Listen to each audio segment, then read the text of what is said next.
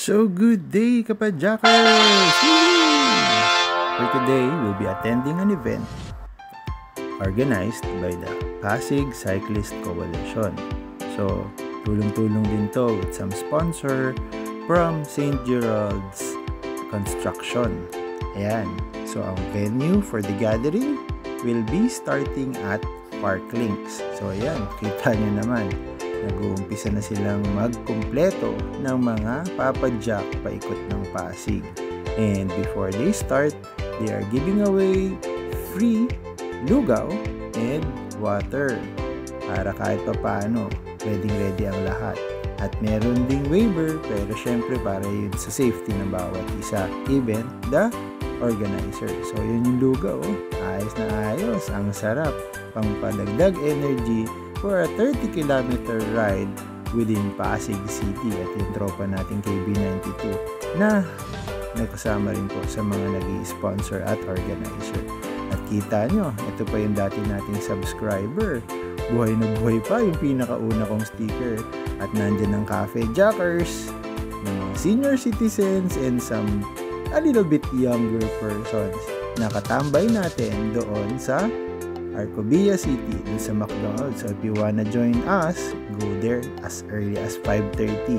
Nag-gather na kami until mga 8:30 to 9 bago maghiwa-hiwalay. Walang sawang kwentuhan, pero good vibes lang lagi.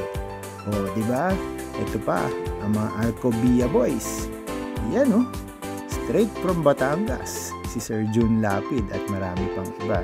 So, nakakatuwa kasi even mga kababata from Rosario are here at this event. So, yung iba, nakikilala pa ako at yung iba, hindi na. At meron din tayo mga subscriber na kakatuwa, kilala pa tayo. At si Sir Jack, ang head ng Cafe Jackers, is one of our marshals. Ayan o, meron silang uniform to recognize our marshals and to give discipline along the road para maproteksyonan din syempre yung ibang bikers. Kasi may mga bata rin dyan na nag-participate. So very organized naman sila. At eto, ang mga batang kumbento siklista. O, diba? Ang gwapo. At ang ganda ng aming logo at uniform. Yan, o, sila Sir Henry, si Sir J. Nandiyan pa ang iba pang kumbento boys, katulad ng KB92 brothers na si Fidel at si Alvin. Eto rin ng ating idol na si Sir Sunny na 70 plus na. Pero ang lakas pa pumadyak. Po ng mga vloggers po. Maraming salamat sa mga kasama nating vloggers, media, mga photographer. Maraming salamat po sa inyong lahat. So at this point guys, off we go to start our ride towards Pasig at a 30-kilometer route. Okay, so andyan na sa unahan ang ating mga marshals, including our officials. So different groups from Pasig Cyclist Coalition, Bambang Bikers, KB92 Bikers, Cafe Jackers, Siklistang Pinoy, at marami pang grupo. So, kung gusto nyo makita yung kasama kayo sa ride at sa video na to, watch it fully. At kung sakaling mabore man kayo, you could skip or fast forward, wala pong problema. Importante, at least you were able to see yourself being part of this event. So ride out started around 7 in the morning and it was participated by more than 400 bikers within Pasig alone lang yan kasi lahat niya nag-register and it was estimated nung umpisa based on the registration maabot yan ng almost 1,000 so from different groups, but those who came is a total of around 480 plus bikers kasi binase ko yan dun sa raffle ticket na meron silang binigay after the event for a chance to win a mountain bike. Tatlo yun, courtesy of St. Gerald's Construction and some other sponsors who were part of this event. Yan, katulad sila Sir K. De La Cruz, andyan din si Junjun na dating tumakbo, si Sir Iyo Caruncho, Vice Mayor natin, and many more, lalo na sila Ma'am Sara from St. Gerald, and marami pa. So later on, nakikita niyo naman yung picture nila dito, ipopost ko.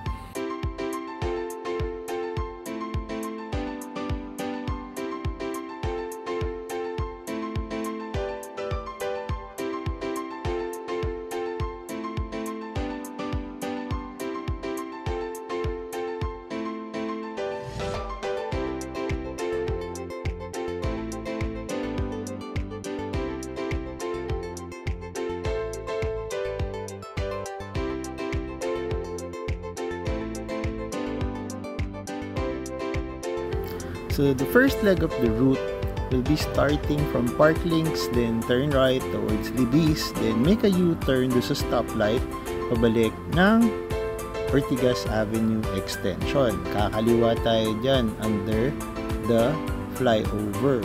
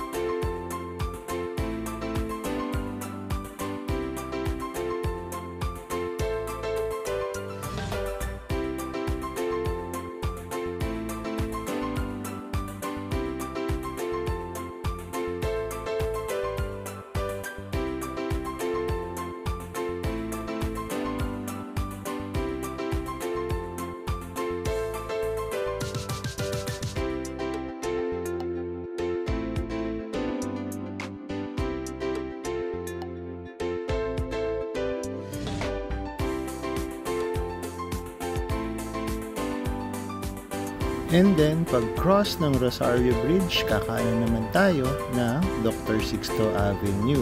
Dire-diretso na yan hanggang makarating ng Pasig Simbahan, papunta ng Sumilang.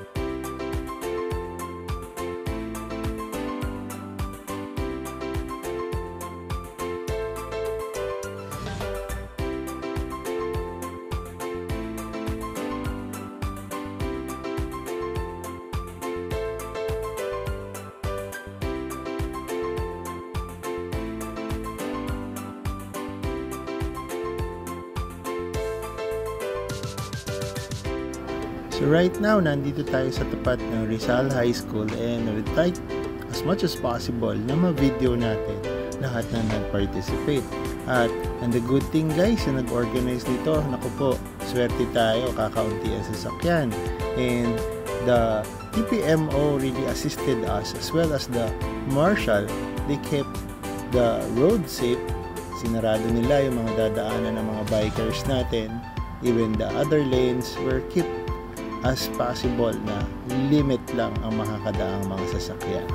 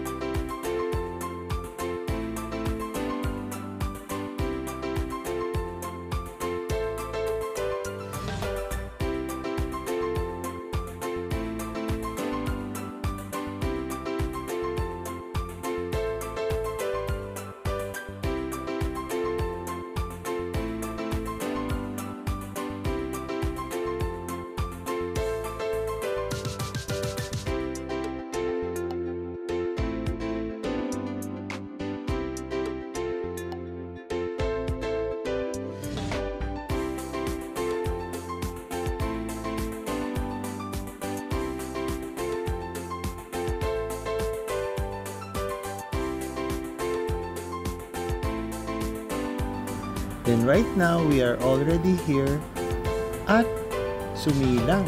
So, ikot lang yan, mismo papasok sa loob ng Sumilang, paakyat dun sa bridge. At ang bagsak nun, papunta doon sa may papuntang San Joaquin na kalsada sa may Buting. Then, from there, babalik tayo papunta ng Pasig by crossing the bridge of San Joaquin.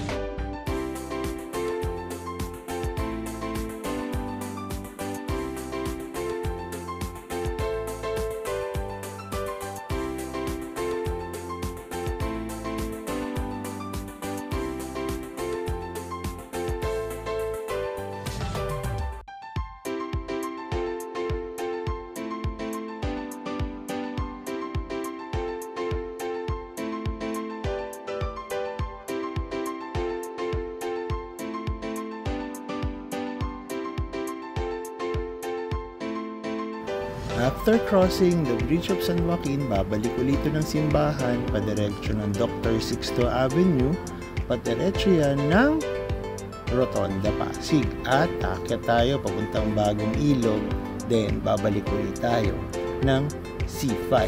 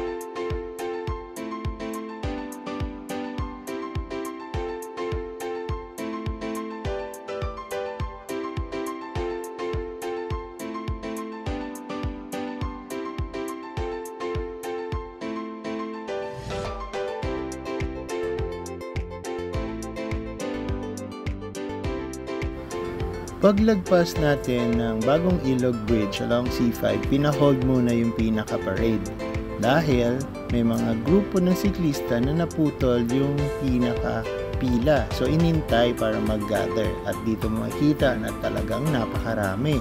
Then from here, diretso na tayo papunta ng Ortigas Avenue Extension towards Rosario Bridge, but we will go straight towards Jenny's Avenue. Pakaliwa tayo towards Manggahan Bridge.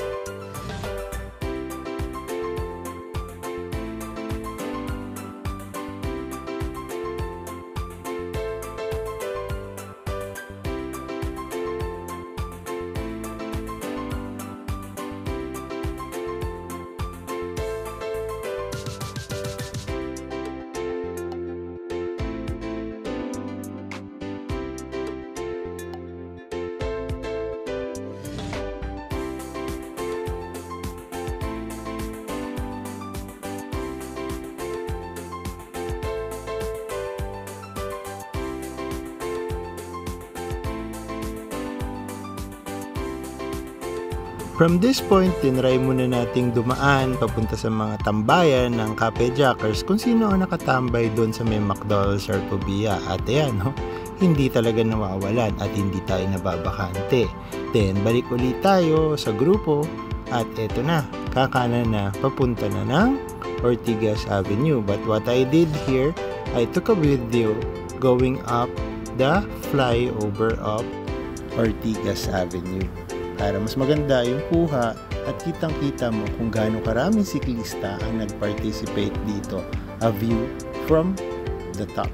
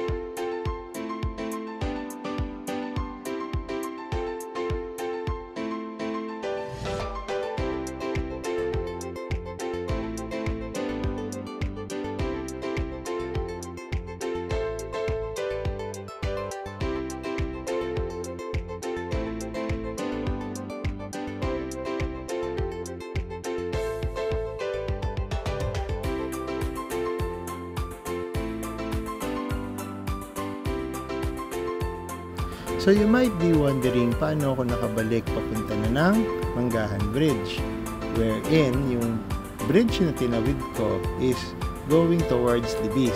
Well, what I did was pumunta ako ng Libis, kanan ako papunta dun sa Bridgetown at tumagos ako papalik ng Rosario at sumabay ulit tayo sa parade. At eto na nga, nandito na kami sa may Manggahan along Amang Rodriguez Avenue. At didiretso tayo niyan, papasok mismo sa loob ng Barangay Santolan.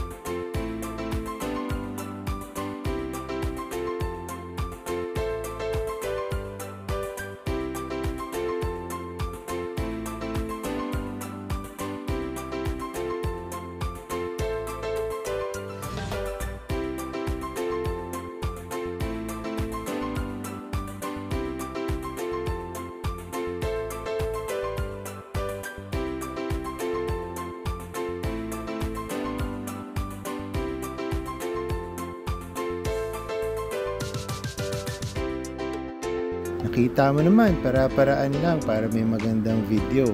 At meron din mga photographers and videographers and vlogger. Syempre, sila pumipitik. So, syempre, kinuhanan na rin natin. Ayan no, si Kuya, may hawak na camera.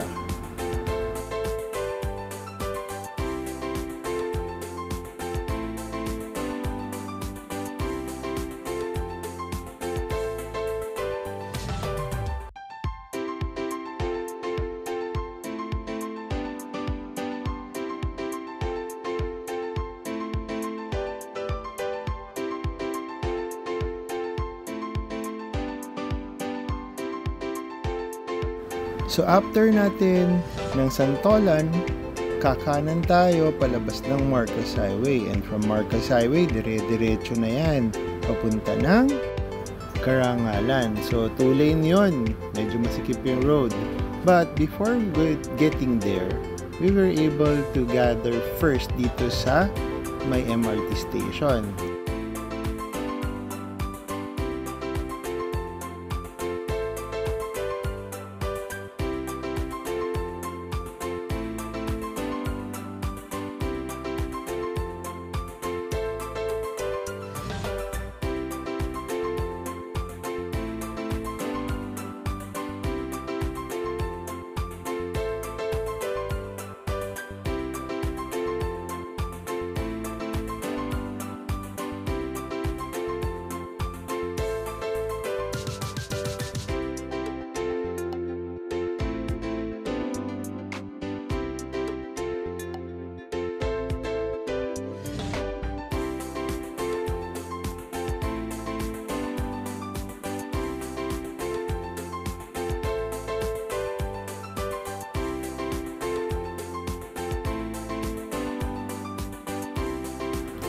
So habang nagpapadya ka na dito, medyo gutom na tayo at marami na rin naghihinaing, at very blessed pa rin naman dahil nga hindi tayo nagkaroon ng masyadong tirik na araw sa araw ng padyakan natin na to. Kasi makulimlim yung langit pero hindi mo pa rin maiwasan. It's almost 9 o'clock in the morning na yan, at labas na naman natin is palabas ng Amang Rodriguez towards Manggahan Bridge, and from Manggahan Bridge dun tayo papasok ng Bridgetown.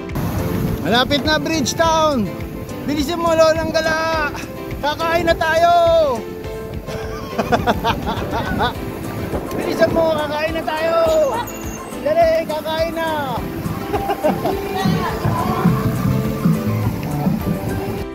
O diba, magandang motivation. Nagbilisan ngayon sila ng padyakan dahil alam nila na paglagpas ng Bridgetown, lalabas na to. At ang katabi na nun ay ang Parklands, kung saan nandun na ang food natin, nag-iintay. O bilisan nyo, kakain na! O bilisan nyo, kakain na, dali! Mas mabilis, mas maunang kakain!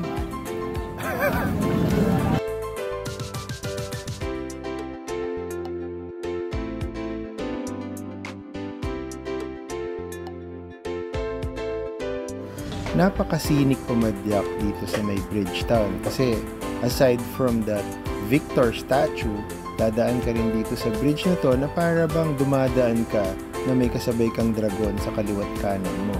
Ito yung bagong road.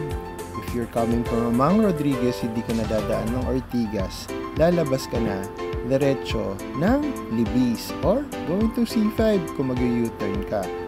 There's also a new mall, kung nakikita niyo yun nasa left side. Ayan din po, kitang-kita at maganda rin sa loob, bagong-bago. So papasok na ngayon tayo ng Parklands para lalong ganahan yung iba at mawala ang pagod. Karera na! Oh, arkuhan na daw, arkuhan na oh! Oh, patay na, arkuhan na oh! Podium finish! Arkuhan na, Arya!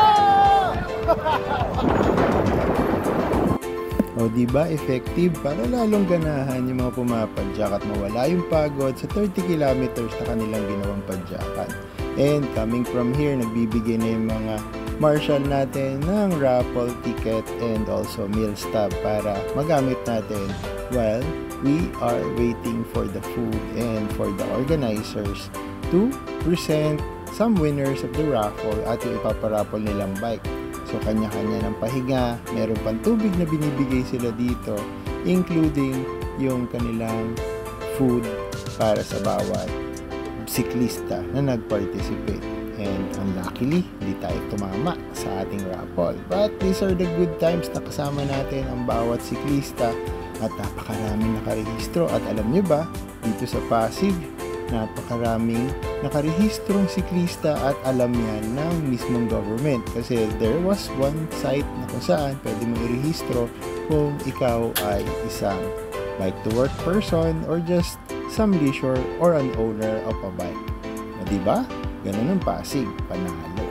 So ito yung ating mga organizers, ang ating mga sponsors, some political figures na nakasama natin, masaya. At lagi niyong tatandaan, lahat ng bawat isa ito is member ng Pasig Cyclist Coalition. And the Pasig Cyclist Coalition, nako, napaka-active niyan, even by the time pa ng Bike for Life.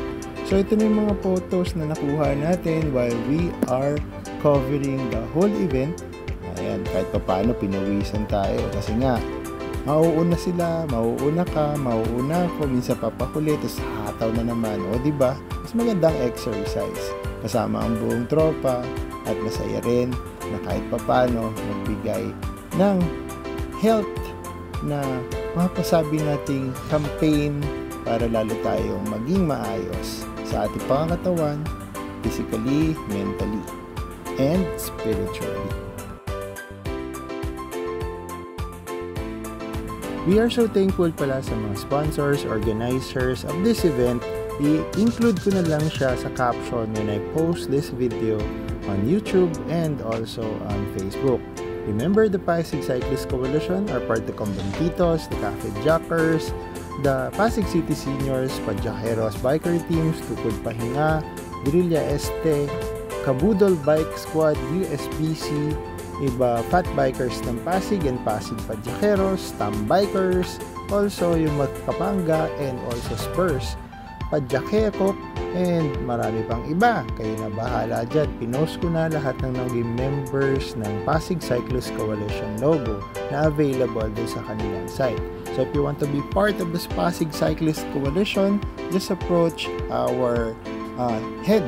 Yan, nandiyan sila Sir Anton at even si Sir John. Ayan, marami pang iba or other leaders of your group to be part of this big group ng siklista. Let's campaign to be healthy physically, mentally, and spiritually. At ang maganda, tulungan tayo. May problema, mayroong mga gusto matuto, or gusto mo lang makasama para masaya ang pagpadyak mo habang nagiging healthy ka at ikwentuhan nyo, healthy rin.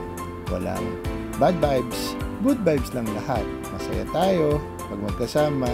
And sabi ko nga sa akin vlog, let's make memories. And this memory, ito yung magiging time machine natin para mabalik-balikan natin yung nakaraan katulad ng video na to. Tumandaman tayo, may ipapakita tayo sa ating mga anak, apo o magiging apu-apuhan na tayo narating natin ang mga lugar na hindi kayang puntahan ng mga motorista pero only siklista.